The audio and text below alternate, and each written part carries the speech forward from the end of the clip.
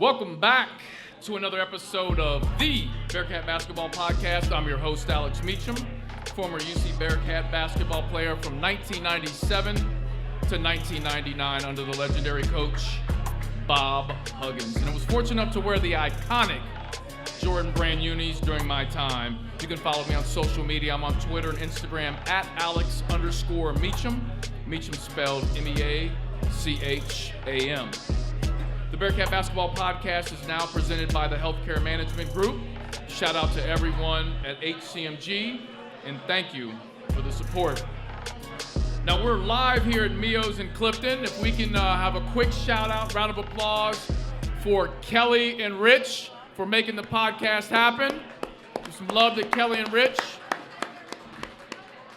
We can also have a round of applause for our support staff that produces the podcast, Colin and Stu. Show them a little love. Little love. We gotta get that up, Cruzy. Yeah, we'll take what we can get. Now, after tonight's podcast, we will have 5 more home games, and we'll be here at Mio's live for 5 more games. We will be here each home game 2 hours before game time. We'll always have a special guest. So far, we've had Keith Greger, Deontay Vaughn, Zach Tobler, Corey Blunt, Art Long, Donald Little, Yancey Gates, Andre Tate, and Tony Bobbitt. You can listen to the Bearcat Basketball Podcast on Apple Podcasts, SoundCloud, Spotify, and you can watch it also on YouTube. Now, next week's show will be January 3rd, which is a Thursday, from 5 to 6 p.m., because it's a 7 p.m. tip. Our guest will be Bearcat legend, one of the greatest to ever wear the red and black, Roger McClendon. The next segment is sponsored by the College of Arts and Sciences at the University of Cincinnati. They now have a new flexible bachelor's degree that will allow you to graduate conveniently and affordably. You won't lose any credit or have to start over. Bearcat fans, I'm excited to bring in my next guest. This former Bearcat player played from 1990 to 1993 under Bob Huggins. This 6'1" guard is from South Bend, Indiana, and I'm here to tell you, he's one of the most versatile Bearcat players to ever put on the uniform. Let's welcome back in a round of applause for my guy, number 52, A.D. Jackson. All right. Okay. How you doing, AD? I'm good. Can't complain. Yeah, so tell everybody what you're doing now and talk a little bit about your family. Well, I've been in Cincinnati since I finished playing. I never left, working at various businesses. Right now, I'm a shipping supervisor at Basco Manufacturing. Been there for 4 years now. Have a wife, 2 kids. My son's 24. He's currently a teacher, gym teacher at Coreyville Catholic. My daughter's presently a junior at UC. That's pretty much where I'm at. So wait, you got to brag about your son a little bit. We'll start with him.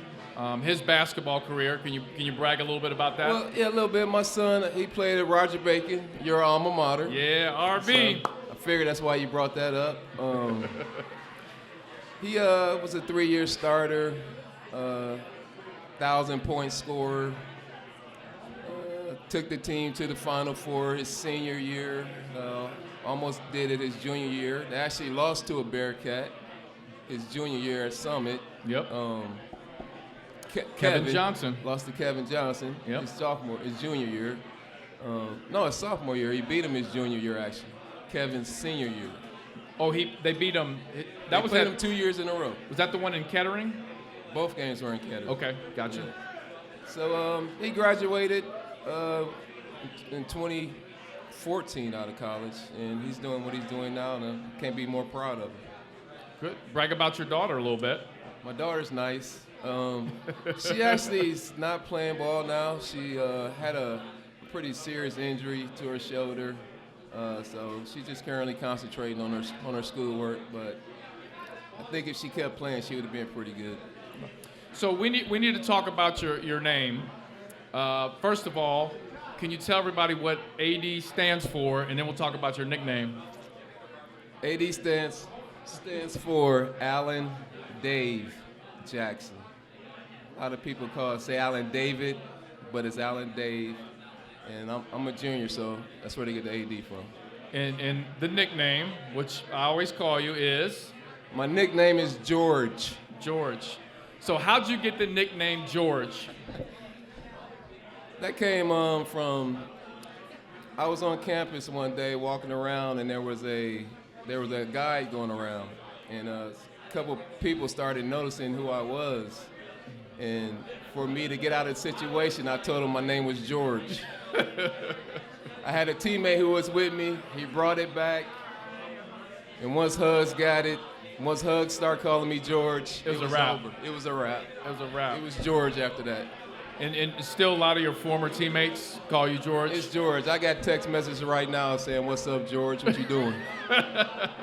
That's good stuff. Right. So what I'd like to do is I want to go through your career with basketball, and then when we get to the end of the podcast, I want to talk a little bit about Wes Miller, the program currently, and your thoughts on where the program is headed. So, let's kind of run through your career. Like I said at the intro, you're from South Bend, Indiana, and you played basketball for LaSalle. LaSalle High School under legendary coach Nat Pittman. Had a good 3-year career there. I can't complain. He was a good coach. Set me on the right path. Now, correct me if I'm wrong. You led the city in scoring your senior year and were named team's best defender. That's correct. I was in high school? In high school? Yeah, I led the city in scoring. I wasn't the best defender, though. It says you were named team's best defender. Yeah, that was JUCO. No, that was on the internet. Oh, was it? It was on the internet. I got it off the internet. You were named team best defender in high school and JUCO. It was a long time ago. So, but AD, here's what happens. You're not supposed to forget your accomplishments. You're supposed to make up stuff as you get older. Right, like my dad does. Yeah, you're right. So I was best defender. Averaged 4 steals, about 8 rebounds. Yeah. So. Now, tell the Bearcat fans, you were, obviously you were a guard here for the Bearcats, but in high school you played a little power forward. In high school, I played the 4. Our point guard was 5'2". 2 guard was 5'2.5". Jeez. Our 3 was maybe 5'8". I was 6'1", and our center was 6'4". That's a small team. Small team. I mean, let me guess. You guys pressed a lot? Pressed the whole game. You have to. It's the only way we was in any game. We actually had a good team. We finished maybe 3rd in the conference, I think. But we could never get out of our section. It was just because of size. Yeah. Yeah, but I still got mine. How many did you average in high school?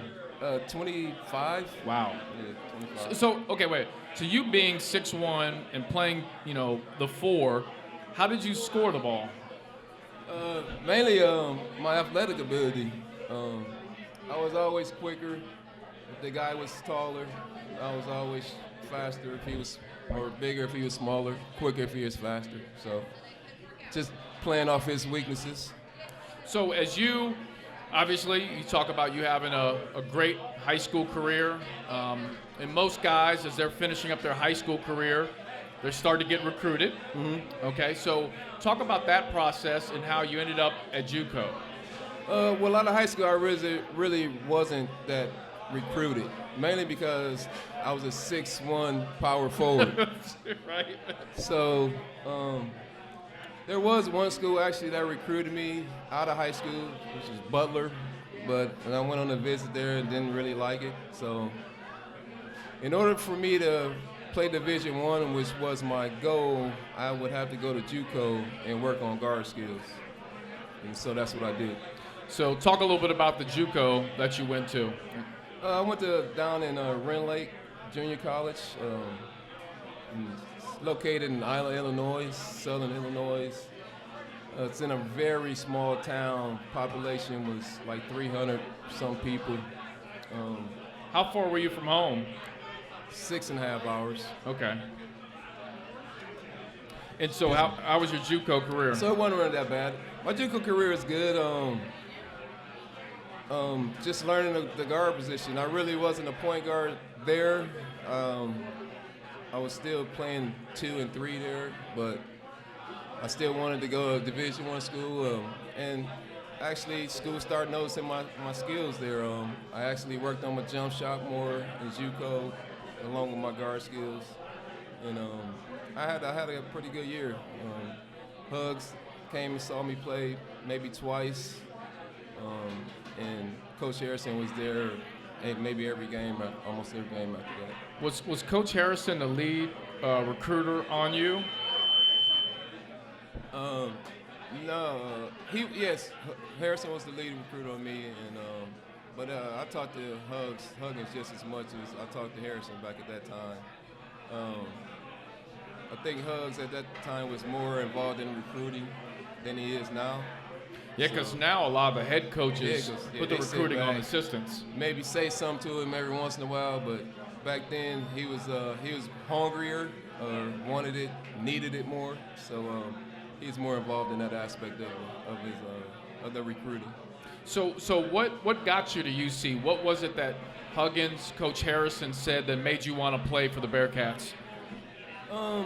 Well, they never promised me anything, but the fact that if I came and worked hard, there's definitely opportunity here for me. And I like the city on my visit. I like the school on my visit. It seemed to be the most diverse school out of the schools I've visited. I visited Wisconsin, Missouri, and was going to take a visit to Kansas State, but after I came to Cincinnati, I was sold on Cincinnati, so I didn't even take that visit. So had you been to Cincinnati prior to, and had you watched any Bearcat games? Did you know anything about the Bearcats? I knew nothing about the Bearcats. I knew nothing about the city of Cincinnati. I knew WKRP in Cincinnati. That's all I knew. Right. I didn't even know Oscar Robertson played for Cincinnati until I got here. I just knew he was a great player. Sure. Never put it that he played at UC. So you get here, and I want to start talking about your college career here with the Bearcats. So your first season's 1990 to 1991. How was it, AD, adjusting to Division I college basketball and a demanding coach like Bob Huggins coming from high school in JUCO? For me, it was hard. Those first practices, I was calling home. The very first time we had a weight training session, I think I threw up twice. I was calling home, telling moms I don't think this is for me. She just told me to stick it out, and it worked out for me. So I always ask this question to everybody that played for Bob Huggins. During your time, how many times did you want to quit? Mainly, like I said in the beginning, but once I got into it and I knew what to expect, I mean, I was good. But I'm not gonna lie, man. That first couple weeks, I was about out of here. I was calling home trying to get out of here. What was so tough about it when you started? Was it a combination of mental and physical, or was it more physical or more mental? It was, the beginning it was more physical because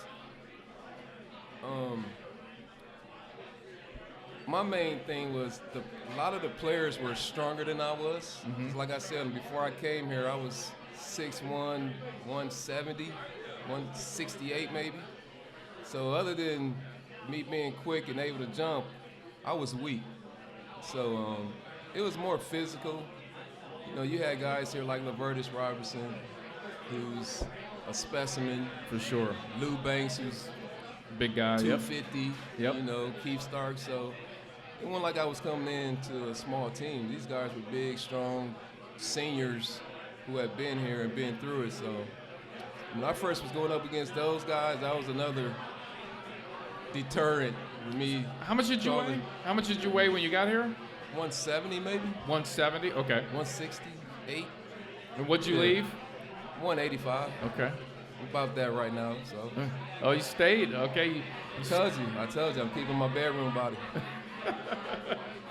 So, making that adjustment, playing Division I, playing for Hugs, obviously is tough for almost every athlete. Can you talk about some of the guys your first year that you played with? Played on for UC? Yes, I know you mentioned Lavertis, Lou Banks, Keith Starks, Terrace Gibson. He's mainly my mentor, my big brother. He showed me everything, showed me the ropes. He's one of the guys that actually helped me stay because, you know, he told me to stick with it, to get better, to get easier. Just give it some time, you know. So, yeah, pretty much some good players, some UC legends. You played with Bearcat Hall of Famer and legend Herb Jones, who recently passed away. And before we started the podcast, AD, we were talking a little bit about Herb's monstrous dunk versus Louisville, and you were the one that threw the pass, the crispy bounce pass. Yes. For Herb. But actually, I always don't bring it up, but actually, me and Herb were in the same. We are in the same recruiting class. Okay. It was actually me, Herb Jones, Curtis Bosick, who played 8 years here, and Mike Reckoner. Yep, Big Rock. So yeah, me and Herb go way back. I mean, I miss that guy to death.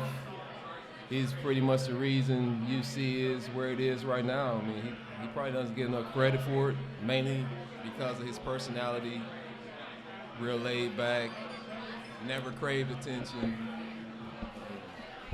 But yeah, he's missed. Yeah. Get emotional just thinking about him. Yeah, no, for sure. It's tough. Definitely tough losing Herb and such a good person, you know, on and off the court. Yeah, definitely. AD, I tell you, man, I'm very fortunate that I ran into Herb at an AAU basketball event, and I asked him to do the podcast. And not when we were doing the live ones here, but the one by phone. And I did a podcast with him, and we actually did 2 because they were so good. Because, you know, Herb's not a big talker, but once I got him going, I mean, he went on and on. We had to make it 2 parts, man. His wife ended up sending me a message and asking me to, like, send that to her because she wanted to save that and always have that. And there were stories in there she's never heard. I bet. Man, Herb's a true warrior. He's going to be missed. Yeah, for sure. No, special guy. So your first year, I think it's around the 4th game of the season, you became the starting guard. What happened at that point? Like, what thrusted you into the starting guard position, and whose spot did you take? At the time, it was Orlando Williams. Yeah. I don't know if people remember him, but Orlando Williams was the point guard here, and it happened in the Kentucky game when Kentucky came to UC. I'm sorry. A lot of people don't know that Kentucky came to the UC. shoe Right. and played us. Who was the coach? Patino was the coach. Patino. Right. So talk about that game a little bit. Well, it was actually a good game. I think we lost on a last-second tip-in. Henson tipped it in. I think Jamal Mashburn was a freshman. Was he? At the time. He was already a killer. I think he was already hurting us. They had a good squad. Farmer was there. But as the game went, I guess, and I wasn't really the second guard that came in. I think Terrace Gibson came in before I did. Once I came in, I was a spark, had a good game, and I think at that point, Hugs figured I could play the point because he was more leaning to me playing the 2 guard. But after that game, he liked what I did, and he made me the point. Well, there's one thing about you, and I talked about this at the intro. That's your versatility. One thing about, well, several things about you: your ability to score, defend, rebound the shit out of the ball. You did all those things. And you think about college basketball, there are not a lot of guys who do all of those things really, really well. And you did. Yeah, especially from the guard position. I mean, I think nowadays players specialize on what they do. Absolutely. I mean, the Steph Currys. The Steph Curry shooters. If you're a defender, you're going to be a defender. If you're a scorer, you're going to be a scorer. Yep. Pat Beverly, he's a defender. Right. Yep. But I think our era, the players, you wanted to be more diversified. Sure. So you can. The main thing was the more you can do, the more opportunities you had on the court. Yep. So you try to be as better, as good as everything you could to play. So that's pretty much what I did. To get on the court, I did whatever it took. So you were saying that Kentucky game, because the things you did, that pushed Hugs to put you in the starting lineup. I think it gave him confidence to at least try me, and he liked it. And we went on from there. Even though I think as the season went on, I feel like when he would go to the three-guard offense, he'd have Terrace at the point, put me to the 2, and have maybe Lou at the 3. I think I still felt better at the 2, and I played better at the 2, but if playing the point was going to get me on the court, I'll play the point. And what a lot of people, for those that don't remember, at that time, the conference you guys were in was the Metro. And the Metro was an extremely tough conference. It was. There were a lot of really good players. Memphis had Elliot Perry. You had Bimbo Coles, Florida BT. State. Yeah. Tulane had forget the guy at Tulane. He had a big guy. I mean, those schools, when they broke off, went to big conferences. Yeah. I mean, ACC, SEC. So it wasn't like they were going to mid-major conferences. So the talent level was still very high in the Metro.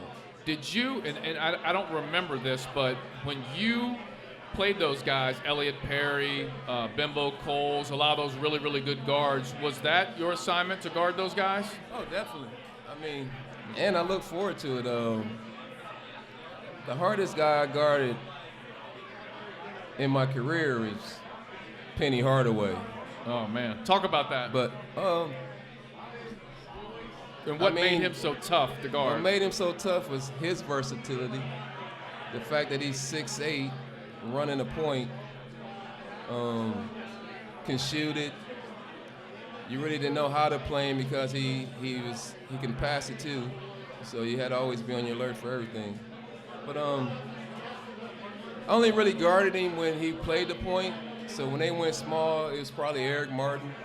I don't know if Corey ever switched off on him. But when I guarded him, my main thing was I knew I couldn't stop him, was to be the best way to funnel him to help. And that's what I did, which helped us. Sure. I mean, he averaged 25. He may had 15 on us. I think the last game we played him, he had maybe 28 in the championship game, the tournament. But other than that, we always kept him below his average. And that's one thing with a Bob Huggins coach team, and you know, I'm sure you agree with this, and that is anytime you guys, any team during a Hugs era would play against a team with a great player, he always made it a point that the other team's best player is not going to beat us. He's not going to beat you. And especially with our teams, the teams I played on, the way we pressed, if your big man was your best player, it was a wrap because Yeah. it wasn't getting past half court to give it to him in the first place. No question. Those games were the easy ones. It's when the guard was probably the best player where we had to do more work. But other than that, if it was a big man, it's over. So you would say Penny Hardaway was the toughest player that you faced in your college career? Yeah, Penny Hardaway, Elliot Perry, he was just so quick. Oh, look who just walked in. It was. Oh, I'm not letting you walk by. No. We just walked in. Everybody, can we have a round of applause for another great Bearcat guard, Terrace Gibson.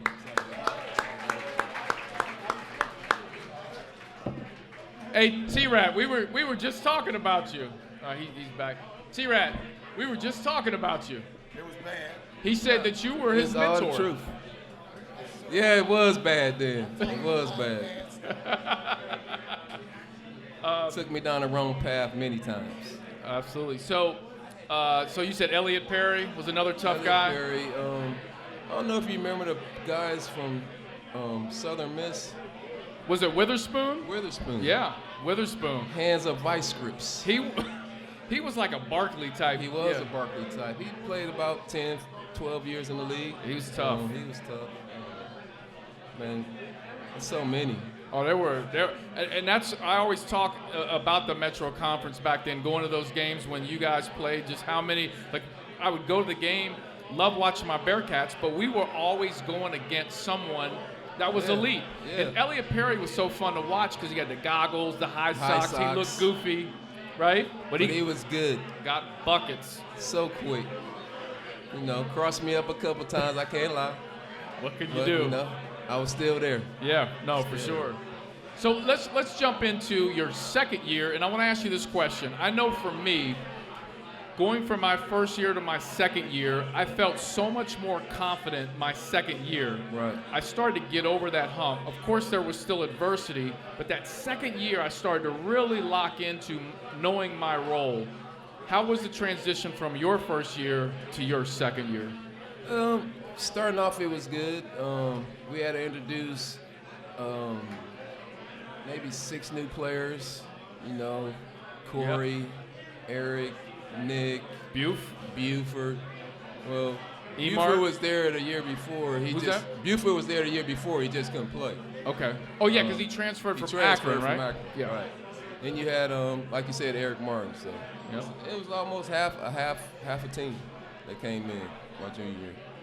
So good it was group of pretty guys. Much, you know, just getting everybody up to speed on the offense, getting everybody up to speed on what to expect from Hugs, and go from there. And I've always heard, and I've not had a chance to interview Eric for the podcast because, you know, obviously he's coaching with Huggins, but I always find it so ironic that Eric Martin is the one that's coaching with Hugs. When Eric played for Hugs, Eric was always the one that caught a lot of the heat from Hugs. He did. Didn't he? He did.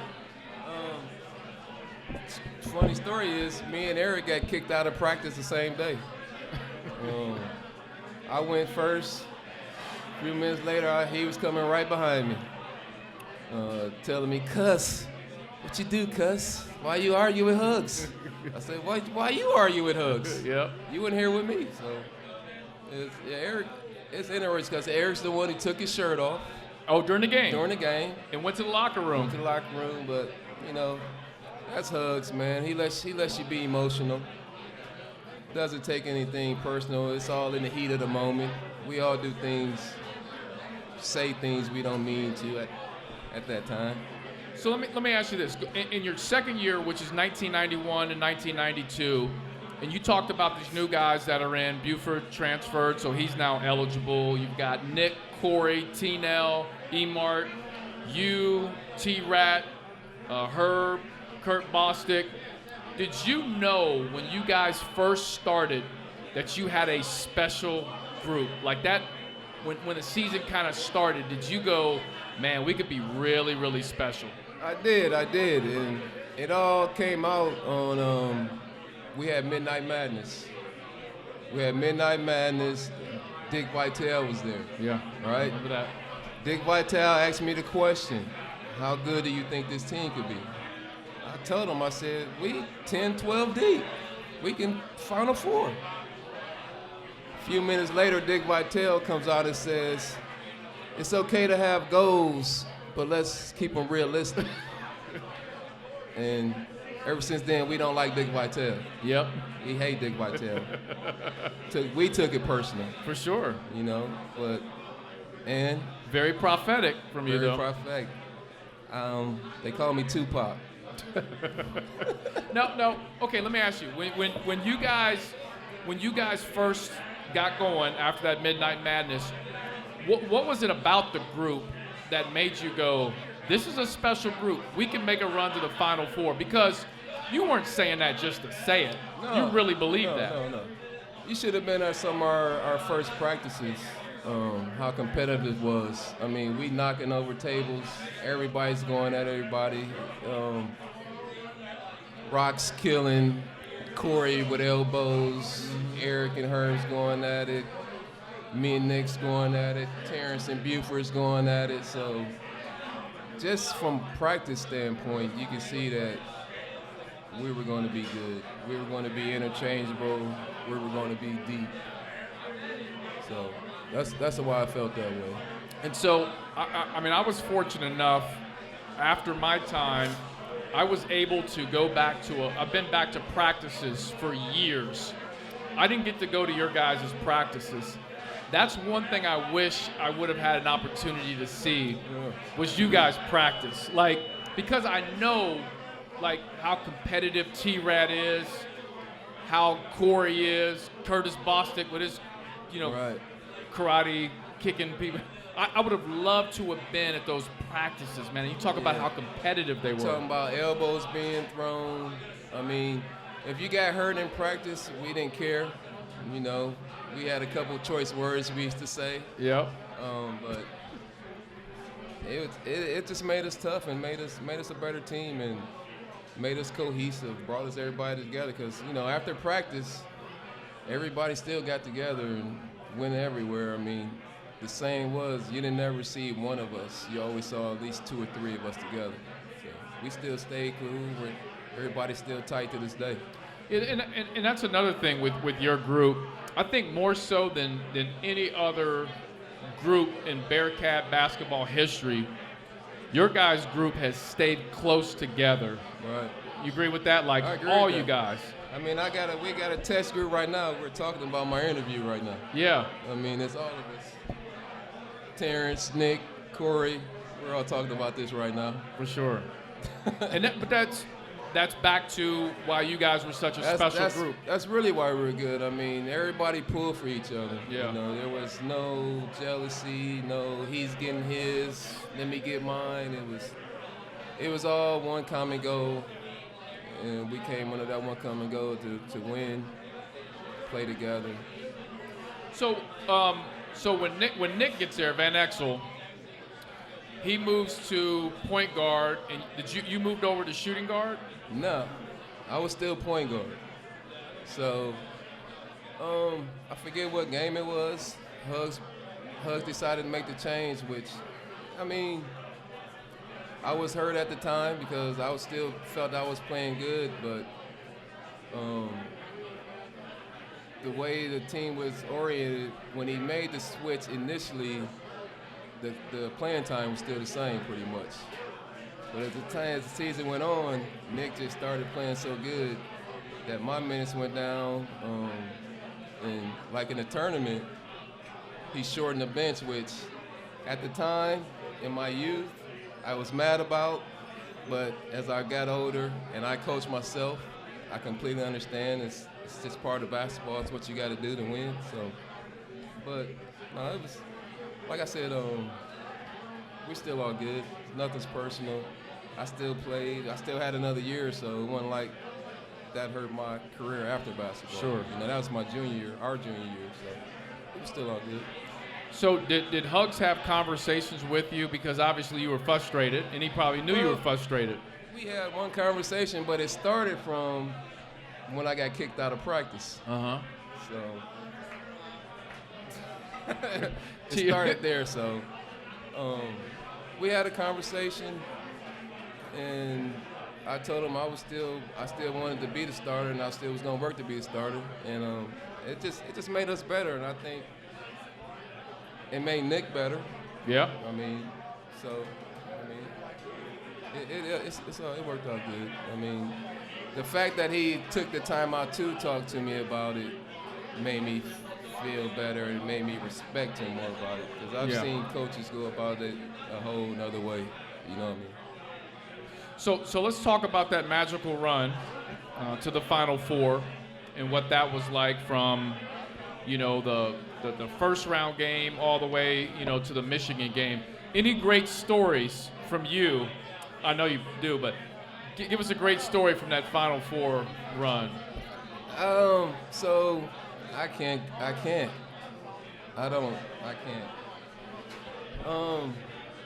Most of the stories I have, I mean, we had great times on the court, but our best times really were off the court. And a lot of those stories is. So where were you guys that the first round? What city were you in? Because you ended up in Minneapolis, correct? Yeah, we were in Dayton. You were in Dayton for the first round, and you played? Delaware. We thought we would play Kansas.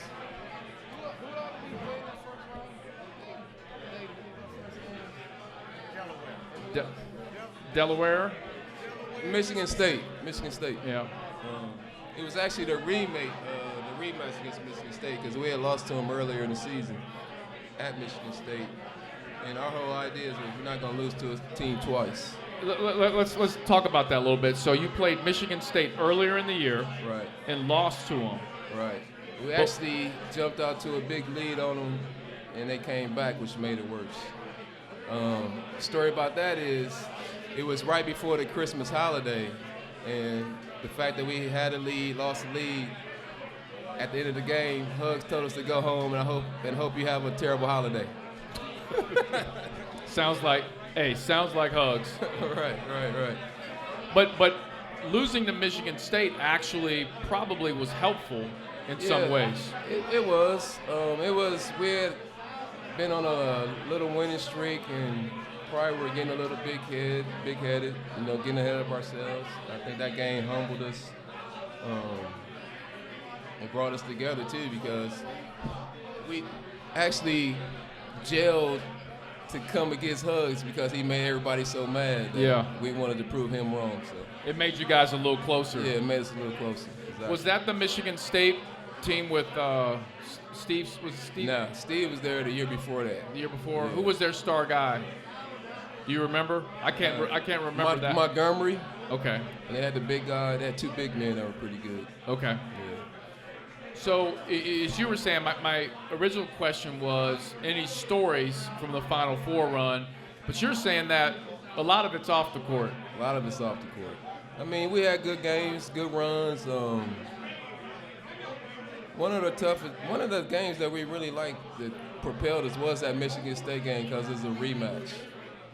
The thing too, during the year, Hug said the most important thing is to get on winning streaks. Yeah.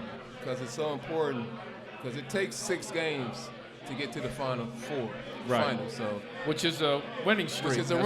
So you need to practice winning streaks during the season. So after that Michigan State game, it was when we made conscious efforts to win multiple games in a row.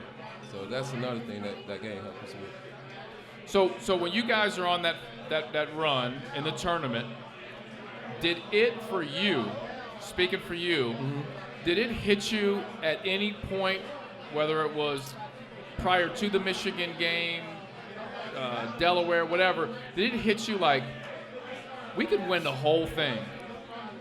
Because it's one thing to say you're going to make it to the Final Four. It's another thing to think about it. But when you're actually close to it, it's like, this really could happen. Right. What's crazy is when you're in it.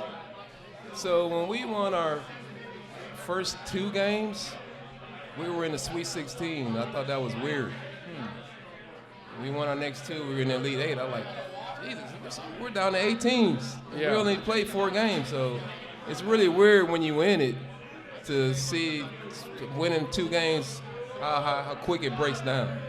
And then really when we went to our last game against Memphis to go to the Final Four, that even felt weird because it felt like we should be playing maybe 5 more games to get to the Final Four. That's one thing that's weird where you don't really notice unless you're in it, that how few games it really is that you have to win to get to the Final Four. Even though they're hard games, it's not as many as you think with as many teams that's in the tournament. Right.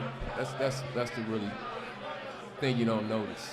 Do you ever think, what if, about having a championship ring, about winning a championship? Do you think about that? As far as the Final Four, because we had conference championships. Well, I mean, I'm talking about a national championship in NCAA tournament. I do. I wish I didn't get hurt my senior year. Yeah. To give us at least an opportunity. I mean, not saying that I was the difference that would have got us to the Final Four, but the fact that I was a part of our chemistry that made us work so well. No question. I mean, because, when I was out, Terrace stepped in, had a 30, 25-point game in one of the tournament games. So it wasn't like I would be the reason we didn't win, but I just felt like with me in there, our chemistry and the way we rotated, the way Huggs' rotation was, it kind of changed everything. And I think if it was the same, we had the same opportunity to get back to the Final Four. Yeah. Let's talk a little bit about your senior year. Let's see. Herb's gone, right? Right. Our leading scorer. Buford's actually our two leading scorers. Buford's Herb gone? and Buford is gone. They're gone. But you return a lot. What were your expectations going into that season? We're expecting to get back to the Final Four. We weren't as deep, but we still had 6 seniors that knew what it took to get there. Our expectations were still high to get back there, even my senior year. So you guys finished 27-5 that season. During the season, you guys lost to Indiana, at Indiana. Mm-hmm. Remember that game really well? I do. Terry Nelson got so scared he almost had a heart attack. Who's that? Terry Nelson. Oh, talk about that. Almost had a heart attack right before the game. Well, what he said was he had some palpations. Is that what you're gonna call it? It's what he called it. Some palpations. Oh, that's what he called it. That's what he called it. Okay. Was that before we left the hotel? Yeah, right before we.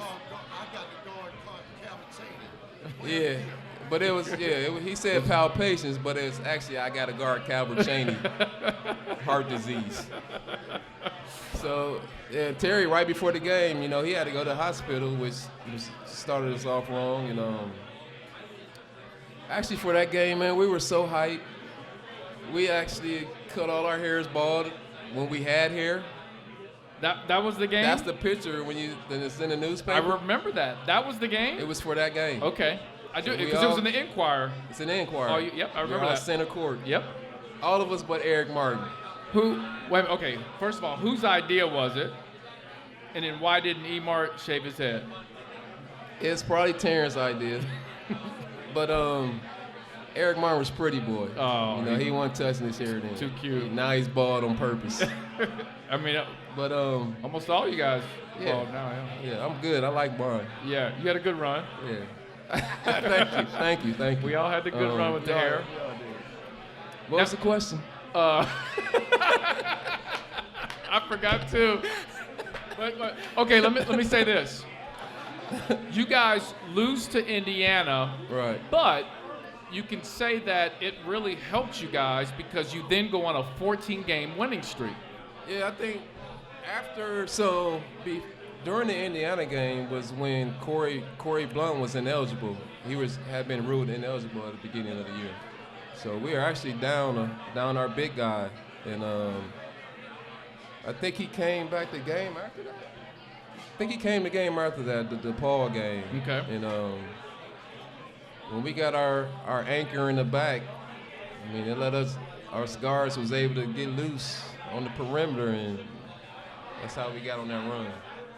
And you guys also that year you lost to Arizona. At Arizona, there was some home cooking. It wasn't at Arizona, but it was in Arizona. Was that part of that tournament, or was it just I don't know what it was.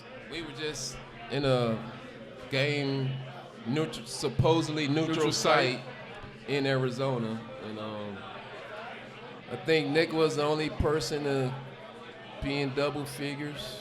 I mean, now after that game, Hugs was classic. It was classic. What he was saying, bro. His post-game speech. His post-game speech. I can only. You want to drop any nuggets of that? I don't know. He told Corey Blunt, so soft, how you posting up at the three-point line. And I can see Corey's face. Head down. He wasn't saying nothing. Trying not to laugh, but yeah, Hugs really tore into us after that. I think we went on another run after that. Yeah. So. But that's, you know what, I never really thought about it the way you framed it earlier and talking about going on winning streaks and how going on those, regular season winning streaks impacts. It's important. It impacts conference tournament, which then impacts NCAA tournament. Yeah, and it gets you ready to know that you can't lose a game. I mean, even in those tough great games, you got to grind it out. You're gonna have those games when one aspect of your game's not working, and you got to turn up on another area, and you learn that in those winning streaks. Absolutely. So let's jump into that last tourney run you guys had. You beat Coppin State, right? New Mexico State, right? Virginia, right? And then we've got the UNC game. Lost to North Carolina. Right. So let's talk a little bit about that North Carolina game, and obviously North Carolina, always tough. Yeah, that's so. I got hurt in the first game against Coppin State, so that was actually my last game. Yeah. Like I said, it was more of a chemistry thing, I think, that hurt us after I got hurt. Because like I said, Terrace had a hell of a game against New Mexico State. And I think even Lizelle came in and played decent. At the time, Lizelle Durden was a freshman. He was young. Freshman or sophomore. So we still had a chance, but North Carolina wore us down. I think we wore down. Like I said, we were short that year as far as depth. I totally agree with that because, well, here's my thoughts on that North Carolina game. We have a good lead. I think Nick played really well that first half. First half, right. But then you could start seeing North Carolina wear us down. Yeah. And if we would have had a guy like you right. in that lineup, I think it would have been a different story. Yeah, especially because a lot of times what Hugs would do is once they started concentrating on Nick, I mainly played the point and Nick started coming off screens so he can catch the ball and still have a dribble. Instead, it's different things that you learn. Yeah. From Hugs that you don't know before you get here, like how important it is to be able to catch the ball and still have your dribble. And he just puts you in the right situations. Yeah. So, I think this is a good segue to say that I think most people don't realize, when they think about those two great Bearcat teams, how important you were to the teams. Right. And, I think it's important that you get your flowers. Yeah, I appreciate it. And that people understand. Like, there's a high school team in Cincinnati, and they have a lot of talent. I'm not going to say what high school team it is, but they have a lot of talent. And their guard, who people considered maybe the third or fourth best player on the team, he was out for a game. And that team got blown out. And everyone's like, how can a team that talented get blown out? And everyone went, the most important player didn't play. He was the glue that kind of brought so much together. Exactly. And I think your versatility, your importance is the same thing. Yeah, like I said, I don't feel like I'm the reason we didn't go to the Final Four. I just think that with me in there, our chemistry was better, our rotations was longer, and you just get used to that. And when it's not there, it's a whole big adjustment you have to make. I think in the long run, that's what hurts. So tell us, AD, when you look back on your Bearcat career, what are your thoughts on your Bearcat career, and do you have any regrets? Nah, I have no regrets. When I look back on it, I feel like I had just as much fun off the court than I did on the court, which was rare for me because just the way my personality was, I was all basketball, and if it wasn't basketball, I wasn't doing anything. But the guys I came to know, they changed my personality for the better. And like Terrace Gibson, Nick Van Exel, Corey Blunt, Eric Martin, Herb Jones, Terry Nelson. Those are guys that, they're like brothers to me.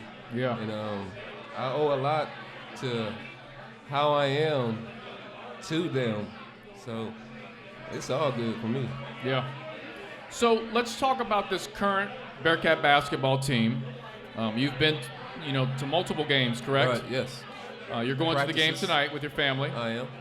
And so I want to get your impression on this year's team. But first, have you had a chance to talk with Wes Miller?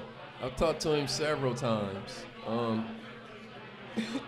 Wes is a very open guy. He's been more open to past players as any coach.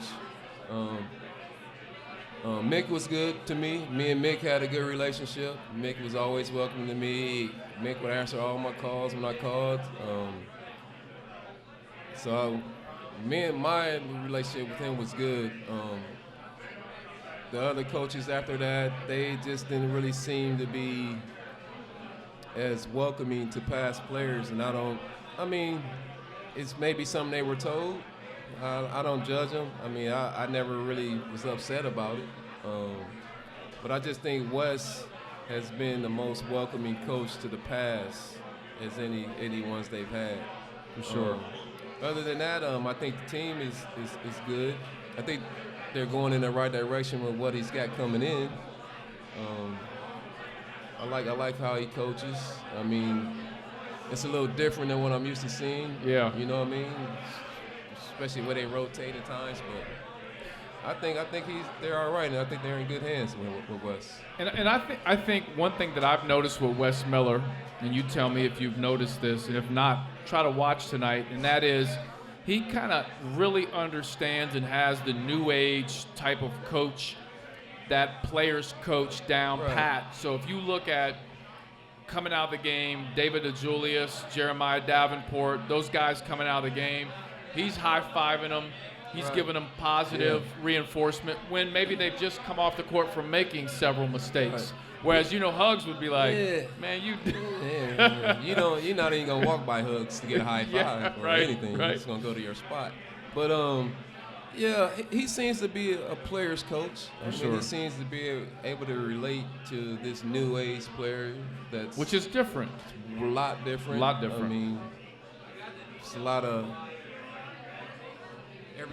everybody gets a trophy. Players that expects things to be given. It's not earned, but I think Wes is going to make these players earn what they get. I think he's doing that when he makes adjustments with the lineups. But like I said, I see the recruits. I've been to several practices, and when he speaks, I know that he knows what he's talking about. Yeah, he does. He knows his X's and O's in his basketball. He's one of those guys that he has worked so hard to get to where he is currently, and he obsesses about studying and understanding this new age game. Yes. And I know for a fact, just sitting down talking with him, he really obsesses about being great and making sure his players are great. And I think personally we are in great hands with Coach Wes Miller. Right. So I think we're in good hands. My whole thing is I hope it's just not a stepping stone for him. I hope once he gets good players and he sees he can win here, and he sees the support he gets, he'll stay. That's my only wish. Same with football. True. And listen, AD, I think going to the Big 12 helps. Helps a lot. Helps a lot, right? You're going to a bigger conference. It helps out with the whole playoff scenario, and also recruiting. Right. I think the only thing we would have to worry about right now with Wes is really, if anything opened up in the future with North Carolina, because that's home for him. Right. But I could see him wanting to stay here, building this with all the resources he has. And I think not a lot of people agree with me on this, but I think it really helps basketball right now that football's doing well.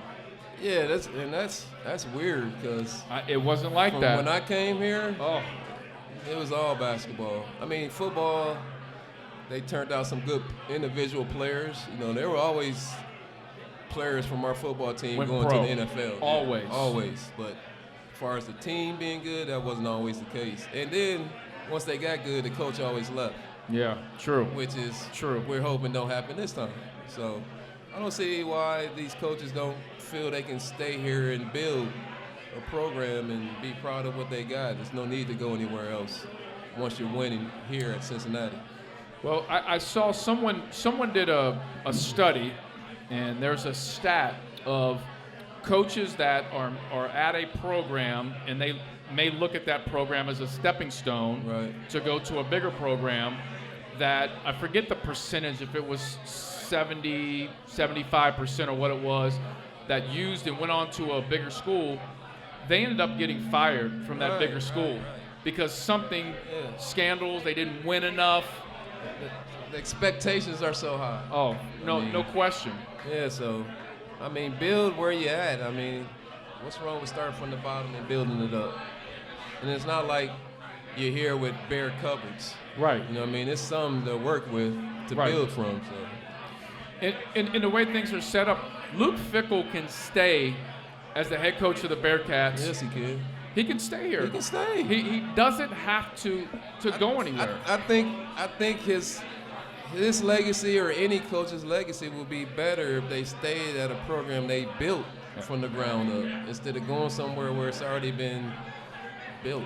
Yep. Or Yep. you know, And I think the longer we have a Luke Fickell or even a Wes Miller, like their energy to go somewhere else and build another program, or if Luke was to get recruited to go to, like, let's say they were talking about USC, well, he's got to rebuild USC. he's got to. But if he's built something great here, why go and have to start and Somewhere redo else. that whole energy level? There's no reason to. You know what I mean? I mean, it's a nice city. Fans support you. Weather's not bad. I mean, when it snows, it's going the next day. It's just cold. Super cold today. Yeah, so I don't see a reason to go anywhere and start all over. Right. So let me ask you a couple quick questions real quick. So we're going to go through 4 quick questions. Number 1, were you more nervous in the NCAA tournament, or were you more nervous watching your son making his run in the high school tournament? That's easy. I was watching my son. So Man, what having is it? a heart attack. Yeah. Man, because you have no control. You have no control. When you're over that. playing, you have some control. Yep. When you're not, That's what everybody no says. control, man. It's worse. That's why I'm bald head. He 4 years of that. I'm gonna tell you what though, and you saw me at a lot of those Roger Bacon Right, games. right. Very supportive. Your son and that team were amazing Yeah. during that time frame of, Yeah, of Roger Bacon I basketball. always said I want to come back as my son. Man. Oh yeah, Man, the way he had that run, the way Roger Bacon supported them, that was unreal. it was. At those games in Kettering, Roger Bacon filled up half the arena Yep. in those games, man. Yep. It was unreal, so, yeah, Way more fans than Summit did. Way in one more. game. Way more. yeah, so, definitely. So, question number 2. How would A.D. Jackson, in his prime, fit in today's college basketball game? Oh, man. I think I'd be real small. I mean, the players are Long guard. gigantic. I don't know. I might dominate, man. I mean, these kids are soft. Yeah. Soft. One elbow. I have them in my pocket. You'd be one of the best defenders on the court. One There's of no the question best. about that. No question No about question. that. No question. No question. No question. So I'm going to ask you a question that I started this with Yancey Gates, and I think everybody was surprised at Yancey Gates' answer. So I'm going to ask you this question, and I'm going to start doing this as an ongoing question. And it's totally off the beaten path. Would you rather be, all right, you ready for this? I'm ready. Would you rather be Michael Jordan in his prime? LeBron. Wait a minute, no. You Okay. let me. Go ahead. Would you rather be Michael Jordan in his prime, winning championship, global superstar, or would you rather be Michael Jackson in his prime, global superstar? MJ or MJ? Let me tell you Yancey Gates' answer. What? He said Michael Jackson. Wow. So, I'm from South Bend, Indiana, right next to Gary. Right next to Gary, where Michael Jackson was born. As a kid, I had an afro. Okay. My uncle used to call me Little Michael. Okay. Little Michael Jackson. But man, it's Michael Jordan all Michael day, Jordan. man. Okay. All day. So it's 1-1 right now. You took Michael Jordan. Yancey took Michael Jackson. I'm gonna keep that going. So that's my MJ versus MJ question. You thought That's I was a gonna good go. question. You thought I was gonna man. go LeBron. Yeah. But if you think about it, Michael Jordan at his prime and Michael Jackson at his prime were global. Like you couldn't go anywhere in the world and people not know who those two individuals were at that time. Yeah, and that's amazing. That's what surprises me, how LeBron gets out. I mean, I think he's just as visible as those guys were. But I seen at his kids' games. Yeah. And No gyms question. like that, but No question. that is a good question. We're gonna keep that one going. So my last and final question, and hey T-Rat, I need you to listen to this question. This is my last and final question. That is, during your time as a Bearcat, A.D. Jackson, if you can pick one teammate that if you had to go to battle, and it could be any type of battle, you had to take one teammate with you, you knew if I had that teammate, I was not gonna lose any battle. Who would that teammate be? H. Jones. Herb Jones. Herb Jones all day, baby. I love it. That's a great answer. Great answer. Now, I do want to do this. T-Rat, since you're AD's teammate, I would like to know, do you have any questions for AD Jackson? I need you to talk a little bit, T-Rat. I'm still going to interview you. I didn't forget about you. I don't have a question, but I would. Any statement you want to have? I would love to know. I would love to know one question, one answer, and it would be, when did you know you were hurt our senior year? Because before you answer that, you know that we've done this together. We went back and rewind that game on 100 times, and none of us can see, can really figure out where you got hurt. Right. That's why I think it's one of those non-contact injuries. I mean, I don't even know. I just remember running down the court, and all of a sudden I had a sharp pain in my knee, and I went to the bench. Dr. Colosimo looked me over, did his exam, said, and then actually we were blowing out, so there really was no reason for me to go back in, but I went back in the game just to see if I could run on it, plan on it, and I couldn't without just the pain was so bad. So I don't know when it happened. It just happened that game.